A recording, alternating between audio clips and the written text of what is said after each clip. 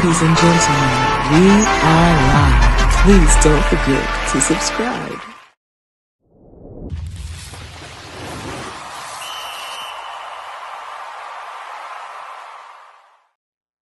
Hello, everyone, and welcome to Below the Whistle Sports. I'm your host, Wayne Holloway, and thank you once again for tuning in.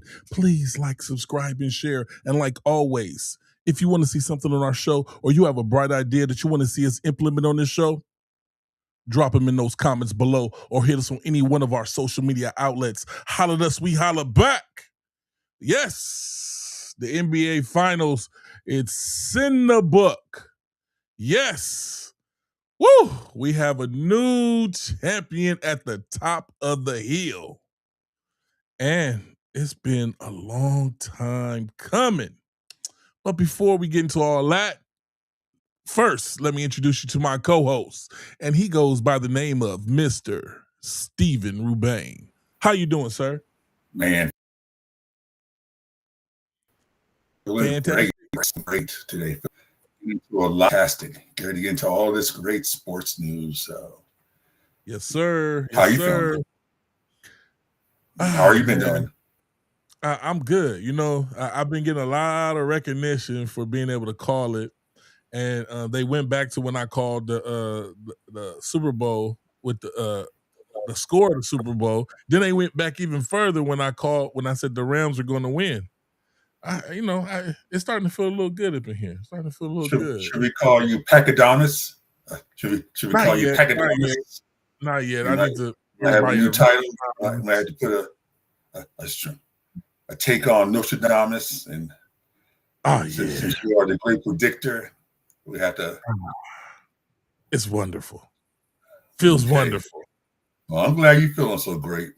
So great. Hey. But before we do get into all that great news, let's get a little thing clear about this UFC. So I just want to get a couple questions on the UFC real quick before we get into all the other great news.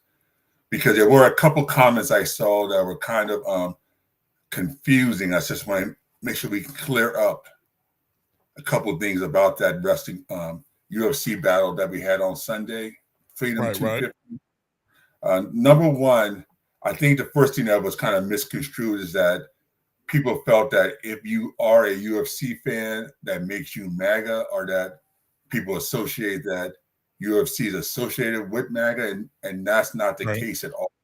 You can be a UFC fan no matter what your affiliations is, no matter who you are, your race, sex, religious affiliation, sexual orientation, whatever. Anyone should be able to love the UFC for what it is. And that's why I'm being on Sunday, the difficulty with associating yourself from a political perspective makes it hard on your sport, makes it hard on what the goal is you're trying to intend. And for those who sat there and said, well, you just need to shut up. It was nonpartisan, blah, blah, blah, blah, blah, blah. Now it comes out that the FBI just foiled a plot by 5 people to try to infiltrate that event with drones and with guns in order to try to kill as many people as possible. Wow. Now, I don't know about you, Mr. Packett, but in my long history of the UFC, I don't ever recall any UFC event where the FBI had to step in and try to stop people from shooting up their event. Wow. And they've had hundreds of UFC battles, and I can't recall one time that there's ever been any kind of plot to try to harm people at a UFC event. Right. So those who sit there and say, "Oh, there's no big deal," it was all not. No, it was definitely a partisan event. It was definitely political, and it showed by the reaction. Well, but see, I'm glad you cleared it up with the way you came in, because I was a little confused when we were talking about it myself, because the way you were addressing it, it seemed like, but you cleared it up today. It seemed exactly the way that it was going. Now, for me, like I said, I like watching the UFC. I love some of these matches. Whatever individual, they had their own agenda. Me watching it, doesn't put me on their agenda. It means that that person that's a part of the event has an agenda. So that I'm glad you cleared that up because, like I said, I'm caring about the sport. I want to watch I want to have my enjoyment of watching the sport, and I don't want it interrupted by politics. And I understand a lot of people have their own agendas but that's on them. That's on them. Just because I'm watching it doesn't make me a part of it. It makes me an unwilling participant. is the best way I can put it because I'm watching for the fights. Right. And you should watch it for the fight. That was the whole point from the beginning, is that the UFC should only be about the product itself. It should only be about the fighters, the combatants, the marketing. Right. I mean, the NFL and the NBA, which are the two elite sports in our country now, both are open to all people, no matter what race. Sport also. Yeah. Yeah. Which one? FIFA. Don't forget about it. That's a power. FIFA, yeah. On a global scale, FIFA for sure. But as far as in the U.S. itself, just the U.S. level, right? The NBA, and then we're going to talk about the cup. It's definitely a huge, but it's welcoming to all people. It should be about the people who are performing. It should be about your love, your fandom of the sport. It shouldn't be about appeasing one person. And mentioning about that knucklehead who did make that comment, he was making that comment as an appeasement to one. It wasn't about. Yeah, but I've heard a bunch of people on that side come down on him as well. A lot of people didn't agree with what he's doing. It should come down on him. Yeah, but that should be a given. If I'm at an event and somebody jumps over the wall to run across the field, we're not going to blame everybody on the side of the field because he did that because he had an agenda. But that's the whole point of what I'm bringing up. Right. People do what people want to do, and it's unfortunate that it gets brought to the light. It's just like an actor or a star having an entourage, and then something goes on, and that star gets blamed for what's going on because that's part of his entourage, but he wasn't within 3 blocks of what was going on. You understand what I mean? It's one of those things. But let's throw it down on this though. You and I as fans, we've watched tons and tons of NFL games, NBA games, boxing matches. Exactly. In none of those events, I mean, we've seen millions of interviews, millions of people after events heated. They get into it with each other. They get into it about the sport itself. They get into it about the officials. Yes. We don't recall one episode in the entire time that we've been covering any of all these other events where somebody just comes out of left field with a comment that is totally off the cuff for the sport you're taking part in and partisan to try to appease one person. Right. This is the first time I can ever recall. I mean, I don't know if you can recall. I blame it on the climate that we're in. There's a lot of strange happenings going on, and it's a lot of people acting indifferent and going out on their own tangents about things. It's the nature of the beast. And like I always say, yeah, we live in the era of Terrell Owens. We live in the era of Ocho Cinco.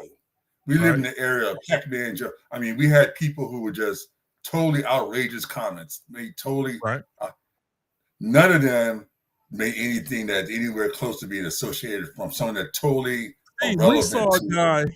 We saw a guy play a sport and in the middle of the game take his jersey off and run off the field. Exactly. And even that, everybody wants that shock factor.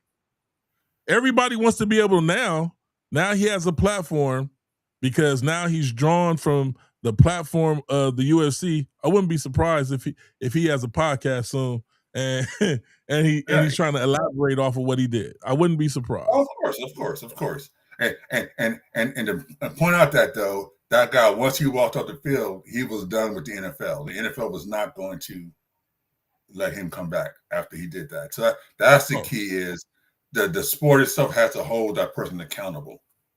You just can't use their platform to do something. And we know the NFL is a sport that definitely holds its athletes accountable, as Ray Rice.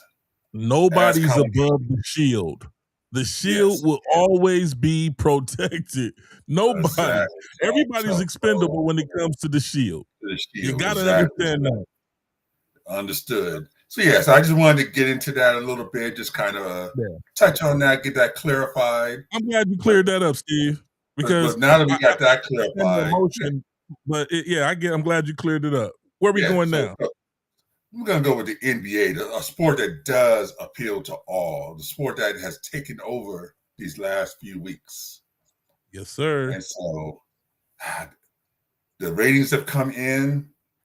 This was the most watched finals since 1998. And I guess you know who was associated with that 1998 finals. You don't want to say it? You want me to say it? Go ahead. Michael Jeffrey Jordan. So since the 1998, if you didn't know, the GOAT. If you didn't know, yes, Michael Jeffrey Jordan in The Last Dance game. This has been the highest rated one since then, and so win-win for the NBA. You know, NBA's happy. The parade's tomorrow. Unfortunately. The only negative scar, we did have some foolishness out there after the match. On Sunday, that kind of a little bit of a black eye towards the whole thing. But otherwise, as you mentioned on Monday, it was a success for the NBA. I'm starting to think that is this where sports are now? Where after your team wins, the city and the fans turn into their own little mob and gang. Is that what it is? Because, I would have expected that when all those championships that Los Angeles had, it was cool and peaceful. Now, little stuff happened downtown. Some windows got broken, but in all, we did a march from and went to the Coliseum. I was involved in all that. We went and sat in the Coliseum, saw the guys get honored. We saw them roll out and come into the Coliseum. It was a wonderful thing, and I would love being a part of that. It's a part of history. We are immortalized in a part of history along with our team, but we respected the team. I want people to know how much of a privilege it is to watch the sports. You know what I mean? It's good to be passionate. I'll be passionate another way. Make you some bets. Make it a physical thing. Push-ups. Make it a physical thing where you got to go on the 5-mile hike if your team loses. To find another way to focus that energy, because that's crazy. That's truly crazy. I understand the passion, but some of the stuff was funny. Did you see on the reverse? There was a Spurs fan. He was built like a tank, and he went against about 200 fans, and they were cheap shot. You know what? I'm not even gonna stay on that because it was just hilarious to me. It was hilarious. Yeah, I mean, hilarious. And it ties to what you mentioned too before with the UFC is the social media component. Back in the Lakers championship days, we didn't have social media, and so that dynamic I think changed. The news was all we had, so you had to hang on to that viral moment. And so a lot of the stuff that was happening out there was set up and was part of the whole viral. Let's go out there and make a fake fight so it looks viral, and then people are going to go there and click on it. And you had a lot of that going on. Right? A lot of that I'm glad you put it out there. Yeah, it was viral. So people need to know. People need to know. It's where we are now. Like you mentioned, it is where we are now. It's where things are going. I'm hoping tomorrow with the celebration that stays safe, because that's another time when people can go out there and do foolish things. you have that many people. You might have close to 1 million people out there, and I think we'll be fine then, because then it's going to be fan on fan.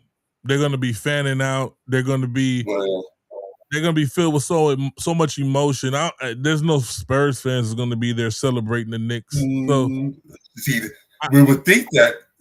See, that's what I'm saying. We would think that common sense would tell you that, but in the social media era, there may be some Spurs fans who decide just to come out there just to start stuff. Because I'm gonna keep a positive attitude, Steve. I'm gonna keep. I'm just. That's where we are now. I mean, if you look on, just video after video after video after video of things that are going on, people just now will try anything just to get a viral moment. And so I'm with you. I hope only Knicks fans will go out there. I hope people aren't stupid enough to go out there wearing Spurs jerseys, but I have little faith. I'm not gonna lie to you. I have little faith. But be prepared for the viral moment that people and the reactions that people want to get. But talking a little bit more about this NBA before we get off of this, let's talk about that NBA draft. The draft order's in, and we start from 1 to 10. Number 1 being one of your favorites, the Washington Wizards. Number 2, the Utah Jazz. Number 3, the Memphis Grizzlies. Let me look at number 4. I don't have it set up on me. Who we got for number 4? Chicago Bulls. And number 5. Number 5. Is that the LA Clippers? Yes, sir. And that's via a trade that happened. They got that from the Indiana Pacers. Yeah. Number 6, taking it back to New York City, the Brooklyn Nets. Number 7, the Sacramento Kings. And via New Orleans Pelicans, number 8. Go ahead, Steven. You say it. Number 8 is the Atlanta Hawks. Number 9. Number 9, the Dallas Mavericks. Last but not least, and this we're only going off to the first 10, the Milwaukee Bucks, my hometown. And they should be an interesting number 10 because the biggest component going on in the NBA right now is where is Giannis going to end up? And the talk is that he may be traded in the next week. The Bucks want to get it done before the draft happens. Right. They're hoping to get another number 1 pick so they can combine the picks to move up in the draft. As I mentioned you guys on Monday, this is a top-heavy draft. There's a lot of great talent at the top, and guys are going to be positioning themselves to move up to get some of this talent.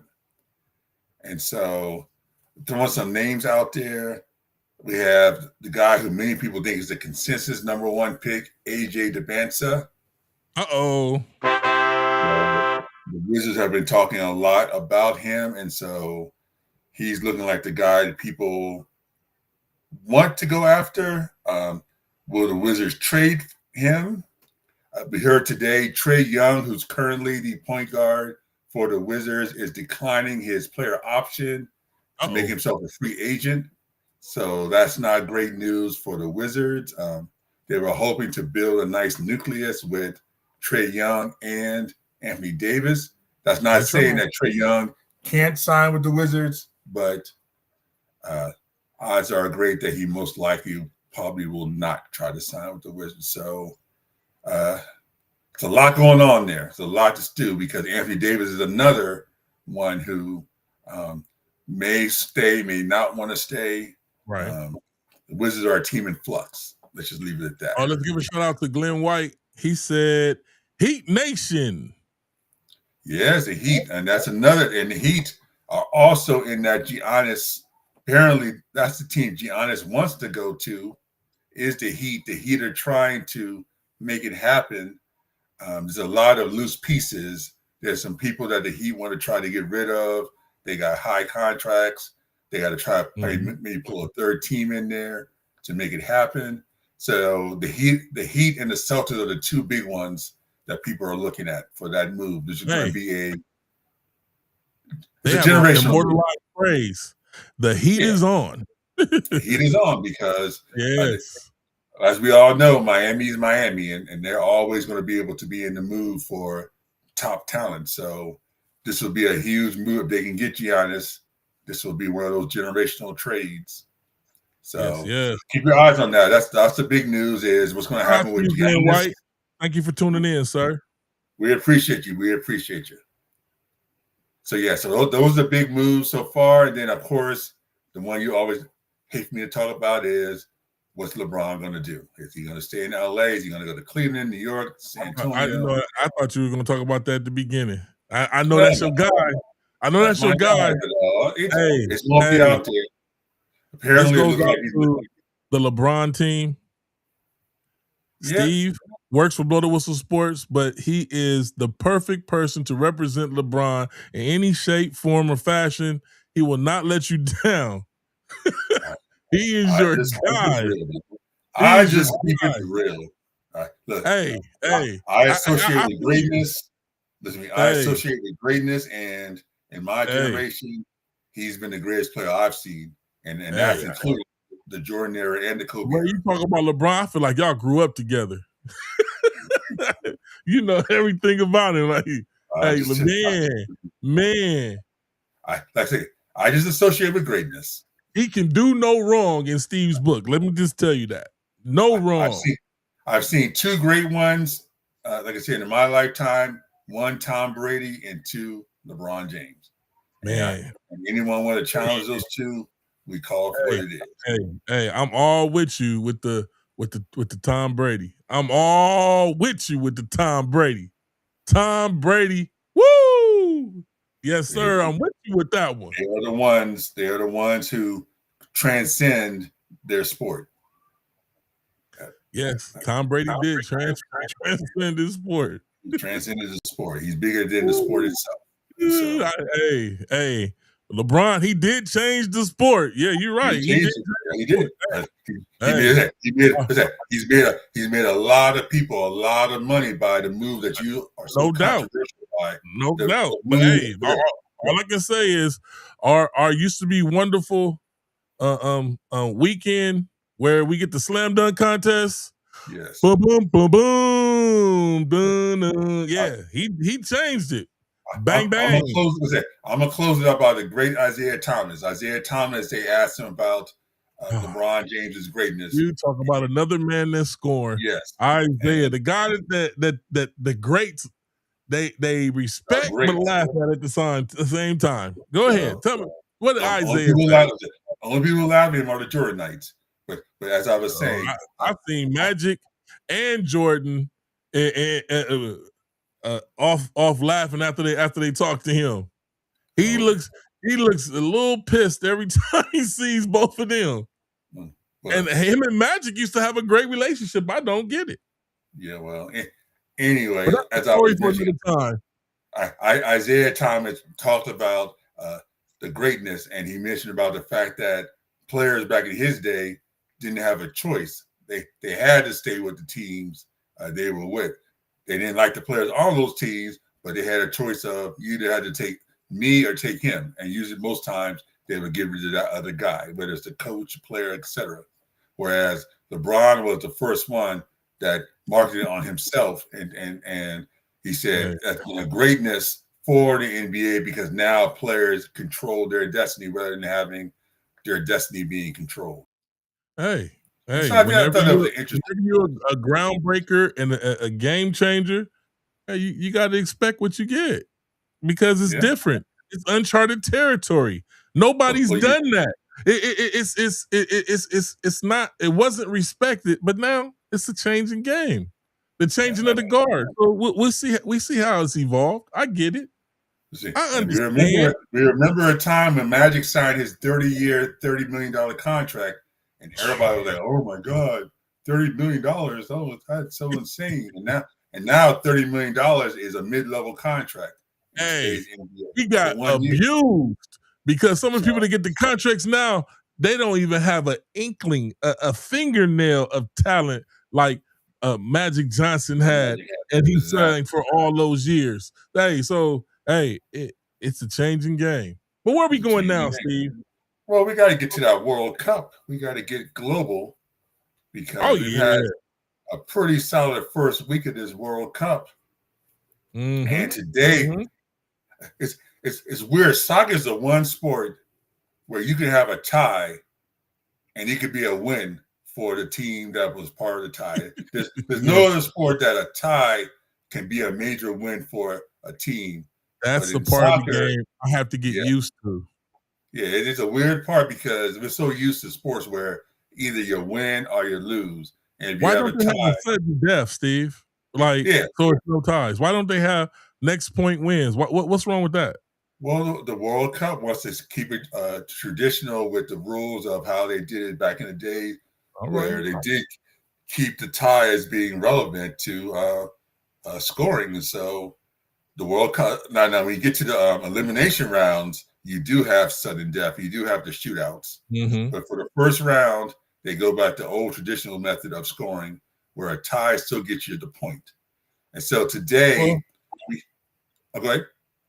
I was going to give out a couple of scores. Ghana and Panama. Ghana 1, Panama 0, and that was it for that game. And then we had a tie with Portugal and DR Congo. And then England, the team that my favorite to win it all, beat Croatia.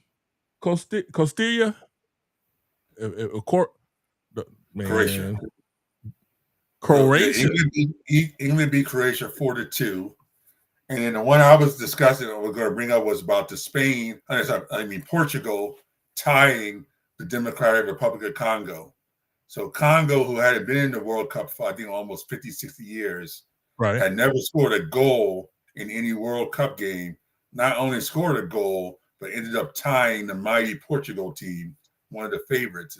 And that's considered a win.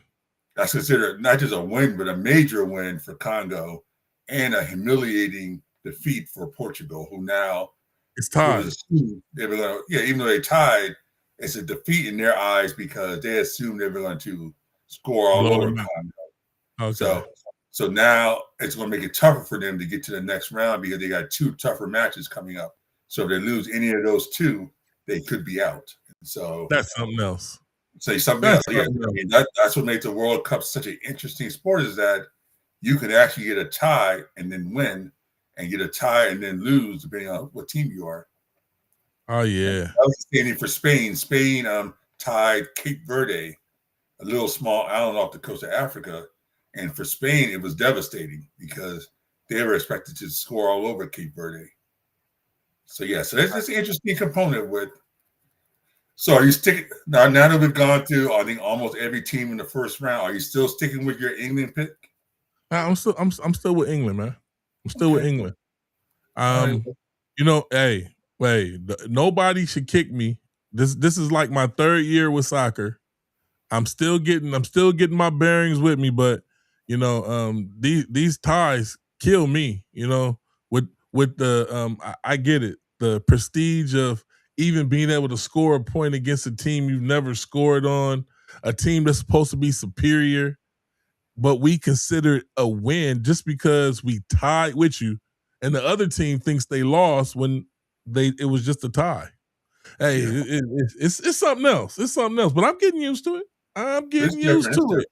Yeah, soccer is still exciting because we are going to start get to move through these games. But Steve, it's time for the NFL, sir.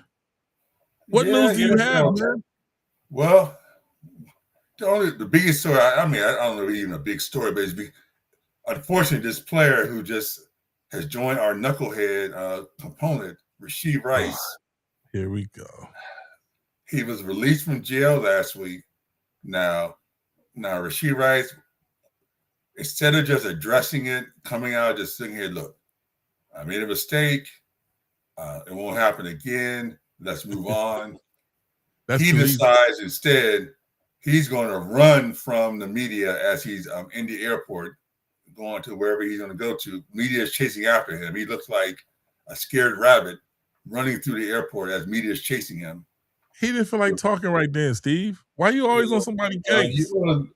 You know, and I know that. You know, and I know that. You know, and I know as fans of the NFL and knowing how the NFL media is, you've now taken what was a big enough story in itself, and now it's going to become a huge story because now they're going to be on you like wolves. They're going to really hound you. They're going to really be on you because you made it now into a personal us against them. And this is the thing that I think some players don't get.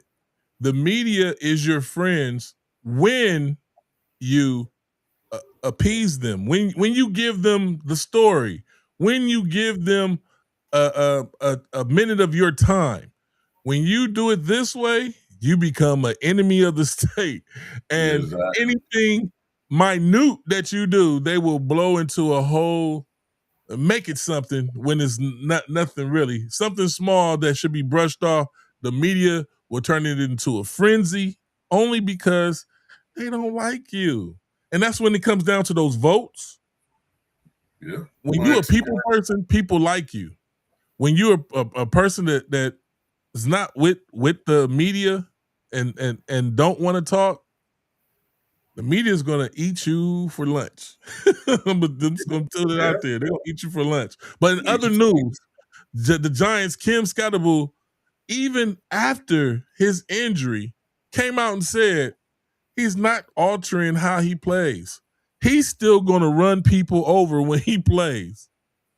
Wouldn't expect nothing else from him. That's the kind of person he is. I mean, anybody who thought he'd come out and try to adjust his game due to the injury, they don't know him too well. I mean, I expect him to be that same player, but the question is going to be is he may want to be that same player, but will he be that same player? Will it be that same player? The body, hold exactly.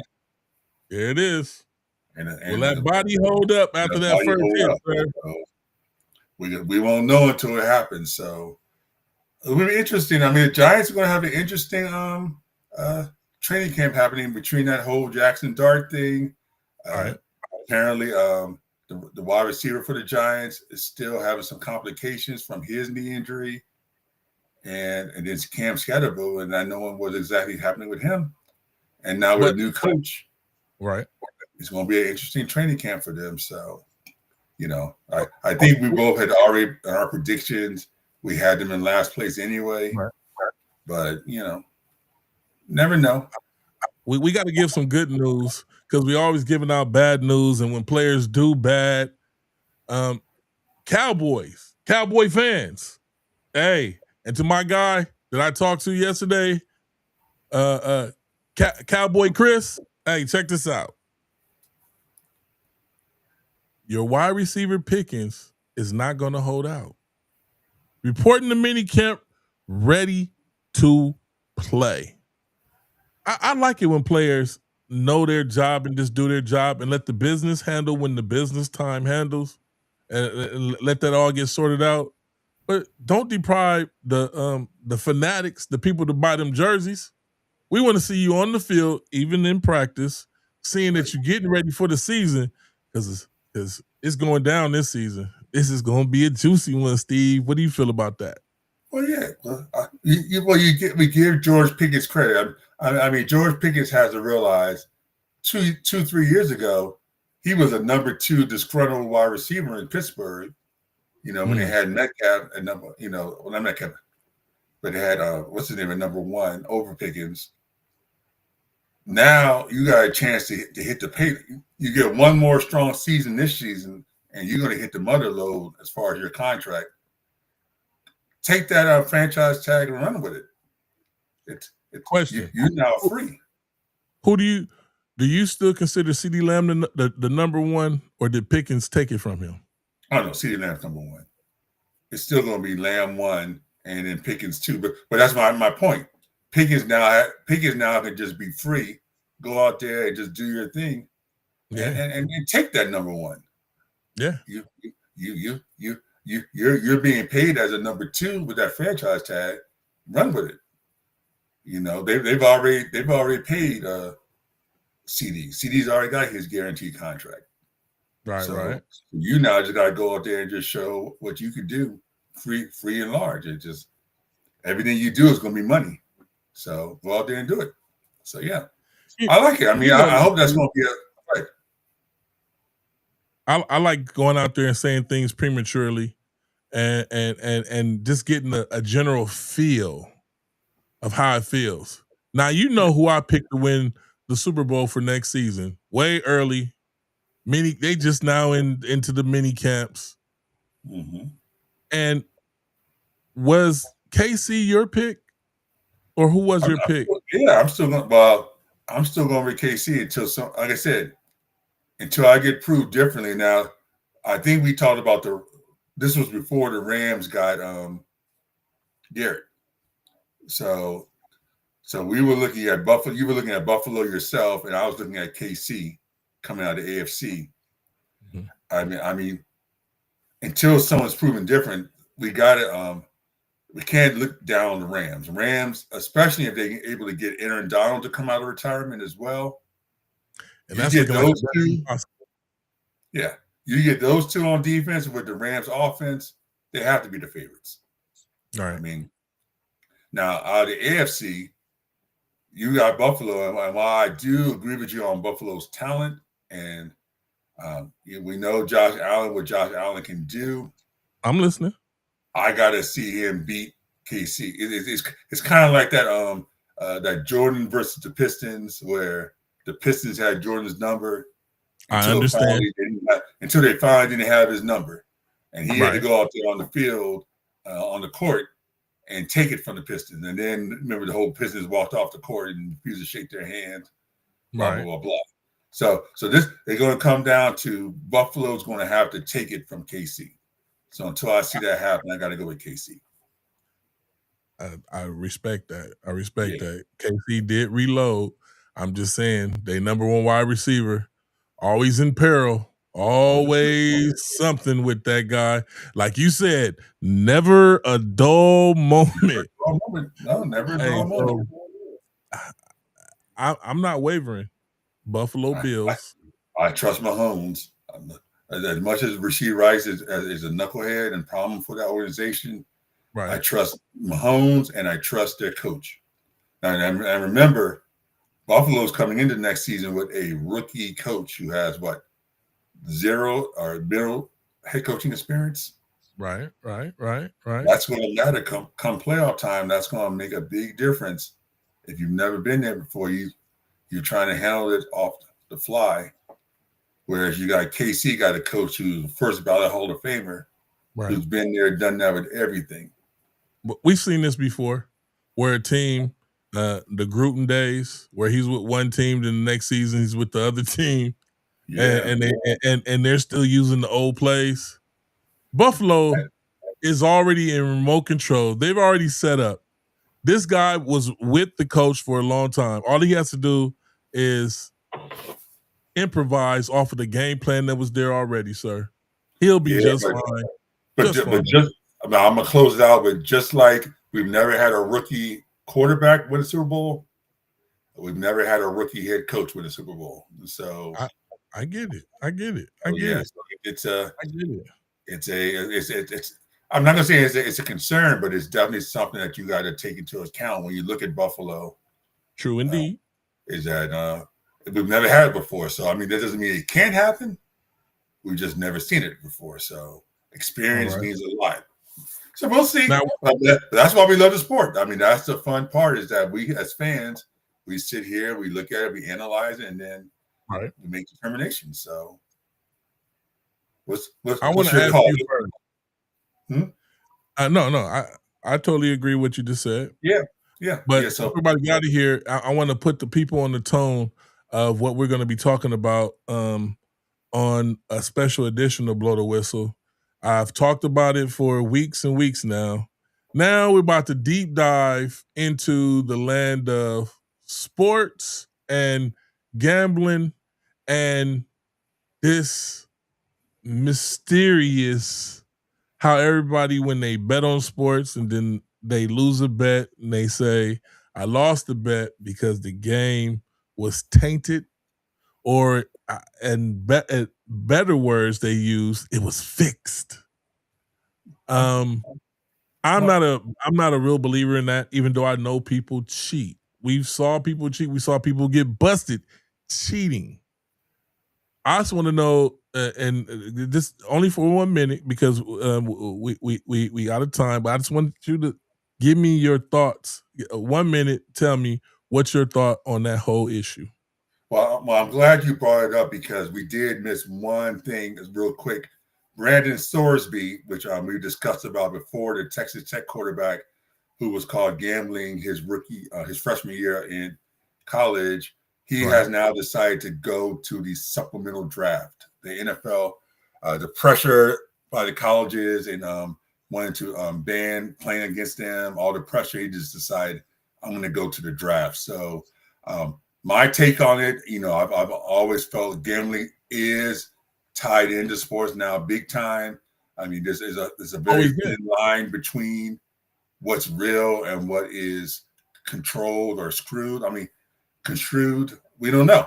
I mean, it's who is playing for real and who is playing for money.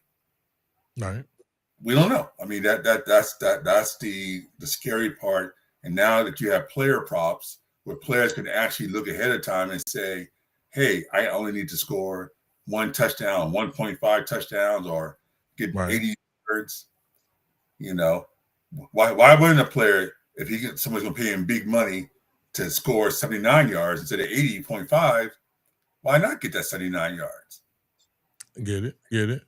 Especially if you're not a starter, if you're not a big time player, if you're somebody who's a backup and someone's going to willing to give you a couple $100,000 to go under. Hey, that's the beautiful thing. And I'm glad you put it out there like that.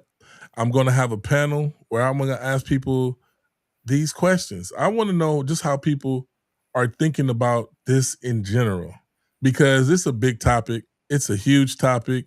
And let's not shy away from it. Let's get into this. And let's talk. And I want to I'm gonna open the phone lines. I want people to call in. Let us know what you're thinking. This is Blow the Whistle Sports, and we thank you for tuning in. We will be back next Monday and Wednesday, but look out because we're gonna put up posts for the special edition, talking about cheating and games being fixed. Do you believe it? Is it valid? Or do you think it's a bunch of hogwash? I want to know what everybody has to think about it, because everybody has an opinion. Is your opinion valid? We'll see y'all next week. Blow the Whistle Sports. Steve, you got anything to say before we get up out of here? Well, first of all, to all my dads out there, I want to wish you guys all a happy Father's Day weekend. Yes. Father's Day weekend is always a good weekend for sports. Spending time with the dads to go ahead, and it's unfortunately this will be my first one without my dad, but I'm still in honor and memory. I'm going to go ahead and have a wonderful weekend enjoying all the sports out there, and just appreciate your dad for what time you can spend with him. There's many people out there who, like I said, have wonderful father-son moments. And that being stated, enjoy your weekend. I'm just going to leave it at that. And next week, I'm going to throw one question at you. Now, Brandon Sorsby, I mentioned a second ago, is going to enter the draft. So the question I pose to you next week: which team should you think should go after him in the supplemental draft? Because somebody is going to go after him. Who do you think right now needs to have a first-round level talent quarterback to add to their roster? So I want you to think about that. That's going to be the question. We're going to open the phone line. We want to hear what you guys have to say. You guys on the line, please write in, type in who you guys think should go after Sorsby. We know he does have this, but he is a talent, and somebody's going to go after him. So please let us know. Who do you think? Who do you think should go after him? Peace out, people. All right. Well, thank you again, and like I said, everyone.